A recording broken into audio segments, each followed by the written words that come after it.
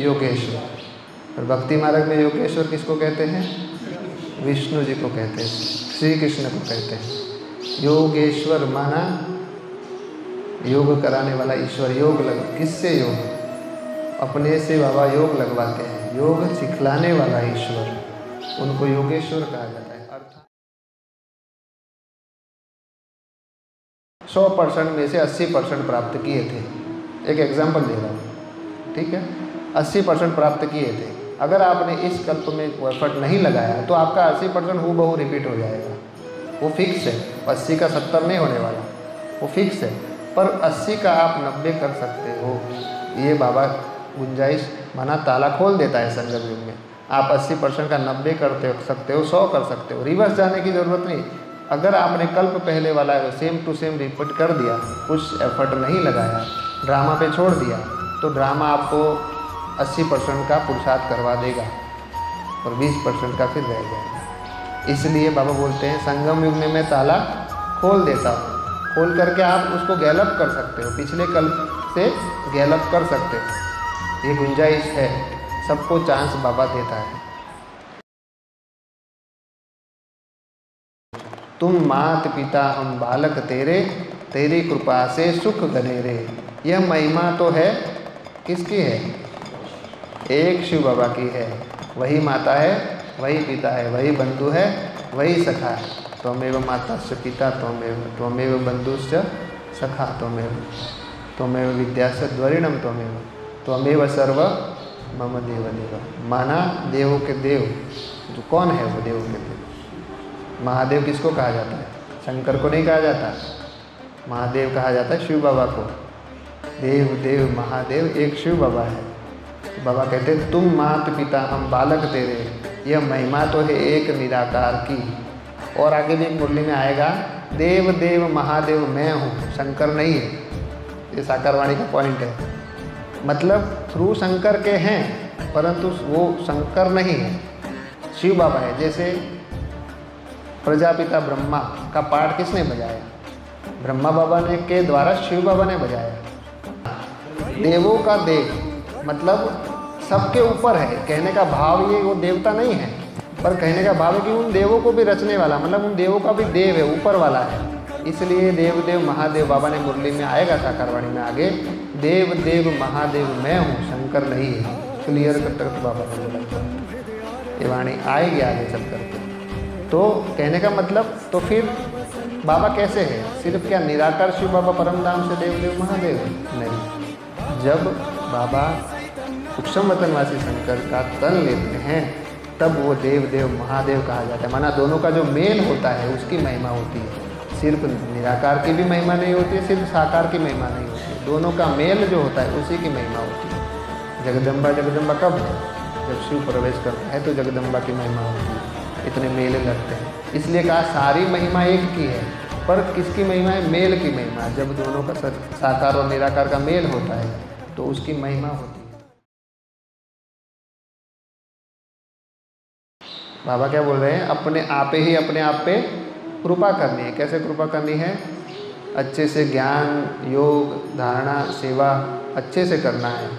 तो अपने आप को कृपा करने, भगवान कृपा करो नहीं बोलना है। ये भगत की निशानी है। भगवान ये दे दो, भगवान वो शक्ति दे दो। बाबा बोलते हैं तुम्हारे अंदर ऑलरेडी शक्तियाँ हैं, सिर्फ आप इमर्ज करो, स्विच ऑन करो, शक्ति इमर्ज हो जाएगी। दिखाते हैं राम ने अहिल्या, पत्थर बन गई थी अहिल्या, उसके पैर से छुआ तो क्या बन गई? वापस मनुष्य बन गई। वापस तो वो गायन कहाँ का है? संगम युग का है। संगम युग में हम क्या बन गए थे? सब लोग पत्थर बुद्धि बन गए थे।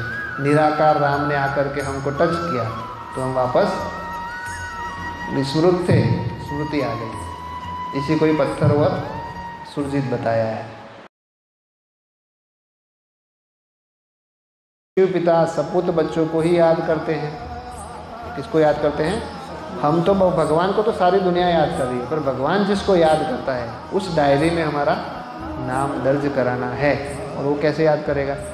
आपको कैसे याद करेगा? क्या क्या गुण देखेगा? अगर आपके द्वारा सबको सुख मिलता है, शांति मिलती है, प्रेम मिलता है, तो भगवान आपको जरूर याद करेगा। ये है भगवान को याद करने की डायरी की निशानी।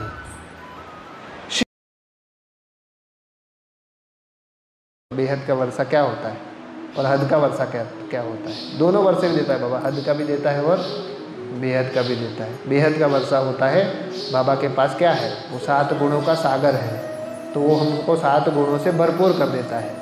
तो हमको जब 7 गुणों से हम भरपूर हो जाते हैं तो जो दुनियावी चीज़ें हैं जैसे महल माड़ियाँ टाड़ियाँ वो सब ऑटोमेटिक प्रकृति मुहैया करा देती है। तो बेहद का वर्षा माना 7 गुणों का वर्षा, 7 गुणों का सागर, हमको मास्टर 7 गुणों का सागर बना देता है। सागर तो नहीं बनेंगे पर नदी एटलीस्ट बन जाएंगे। हमेशा मैं क्लास में कह रहा हूँ कांटा मत लगाओ। हर एक आत्मा कांटा वजन ला कांटा लेके खड़ी है। सब तुलना कर रहे इससे उससे उससे उससे। तुलना क्यों कर रहे? बाह्य मुक्ता में तुलना होती है। आप अंतर्मुखी हो जाओ, तुलना करना ही, कांटा ही नहीं है आपके हाथ में। बाह्य मुक्ता में आना माना कांटा पकड़ लिया आपने वजन। देहभान मतलब क्या? बाह्य मुक्ता ही देहभान है, अंतर्मुक्ता माना आत्मिक भान है। बाह्य मुक्ता ही सारे प्रॉब्लम की जड़ है। आप सबको देखना बंद कर दो, कौन क्या कर रहा है, कौन क्या नहीं कर रहा है, कुछ बिल्कुल देखना बंद कर दो, तो क्या होगा? क्या होगा? पूरे अंतर्मुखी हो जाएंगे। आप अपने आप को ही देखोगे, अपने आप को ही चेक करोगे, तो फिर क्या होगा?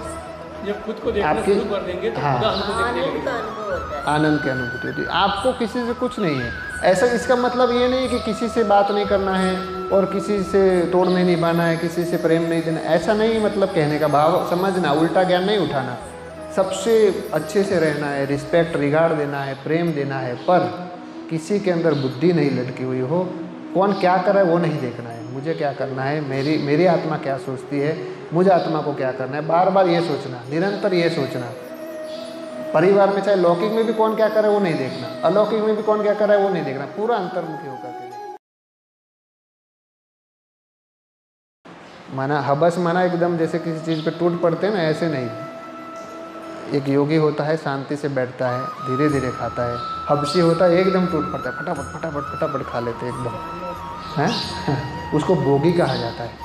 एक होता है योगी, माना योग में रहकर खा रहा है, धीरे धीरे आराम से कोई भी कर्म योग में रह के कर रहा है। एक होता है भोगी, माना उसको कुछ पता ही नहीं है, यहाँ मोबाइल में लगे हुए हैं, इधर खाना चालू है, तो उस समय हम भोगी हैं। और हमारा कॉन्सेंट्रेशन खाने में है, बाबा की याद में है, तो हम योगी हैं। और ध्यान दूसरी जगह है और खा रहे हैं, तो हम भी क्या हैं? हम भी भोगी है। इसलिए भोगी योगी बनते रहते हैं। इसलिए चेक करना कितने देर तक हम योगी बने, कितनी देर तक भोगी बने। माना एक समय पे बहुत सारी चीज़ों को देखना माना भोगी, एक समय पे एक ही चीज़ को देखना माना योगी। माना योगी माना योग माना मिलन, उसी चीज़ से आपका मिलन हो रहा है। आप खाना खा रहे हो तो खाने से ही मिलन है आपका, और कहीं बुद्धि नहीं, तो आप योगी हो। ठीक है। ओम नमः शिवाय।